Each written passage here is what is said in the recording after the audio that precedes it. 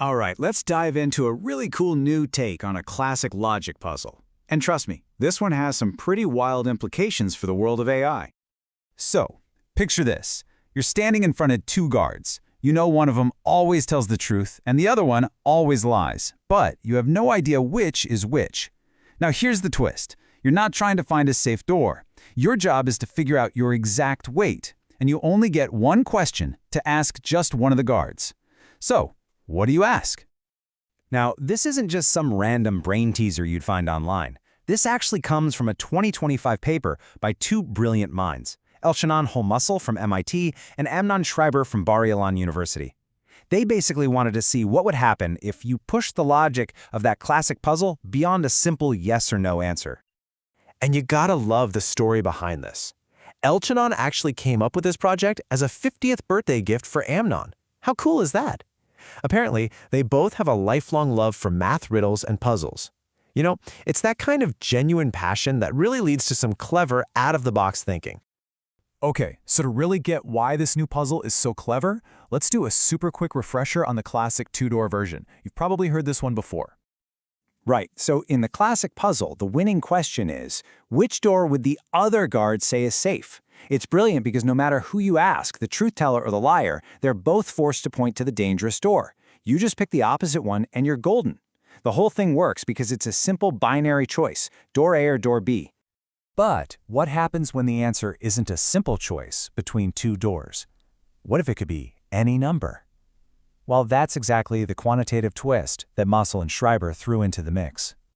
And this is where things get so much harder. See, in the classic puzzle, the liar only has one move, point to the wrong door. But with a weight puzzle, a liar can say any number that isn't your true weight. Are you 175 pounds? They could say 150, 200, a million. There's literally an infinite number of wrong answers, and that completely shatters the old solution. Okay, so to help us wrap our heads around this, the paper cleverly starts us off with a version of the puzzle that has some, let's call them training wheels. We're going to assume the liar isn't completely random. They actually have to follow a specific, predictable rule. So let's imagine your true weight is W. The truth teller, naturally, will always say W. But our training wheels liar will always lie by saying W plus 10. As soon as you put that little constraint on the liar, the problem suddenly becomes solvable again. Okay, with that rule in place, we can actually tweak the classic question just a bit. You walk up to one of the guards and you ask, if I were to ask the other guard how much I weigh, what would they say? Let's break down how this beautifully forces their hand. Check this out. If you happen to ask the truth teller, they know the liar would say W plus 10, right? So they truthfully tell you that. But what if you ask the liar? Well, they know the truth teller would say W. So to lie about that, what do they have to say? W plus 10. See? Both guards get trapped. They have to give you the exact same answer. You hear W plus 10, you just subtract 10, and boom, you've got your exact weight. Okay, that was fun. But in the real puzzle, a devious liar doesn't follow a simple rule. So let's take the training wheels off and get to the paper's real genius solutions, the ones designed to work against a truly unpredictable liar. So the paper lays out two absolutely incredible solutions. The first one is called the probabilistic method, and the second is the forced binary method. And both of these are designed to corner a liar who can say pretty much any wrong number they can think of. All right, for this first super clever solution, we only have to make one tiny assumption about the liar. They can say any number they want, except for your true weight, W. They will never, ever, under any circumstances, accidentally tell the truth. That's it. Now, get ready for this question. It is so elegant, it's just a work of art. You ask the guard, please provide an answer that you could provide if I asked you for my weight. It's this self-referential question that just ties them in knots. Okay, let's unpack why that works. Think about the truth teller. What answers could they provide if asked for your weight? Only one, the truth, W. So they truthfully tell you W. Now, what about the liar? What answers could they provide? Well, any number in the universe except for W. So for them to lie about the set of answers they could provide, they have to name an answer they could not provide. And what's the one and only number they're forbidden from ever saying? W. It's incredible. Both of them are forced to give you your true weight. But wait, there's more. The second solution is just as mind-bending. This one cleverly shrinks that infinite space of wrong answers right back down to a simple binary choice.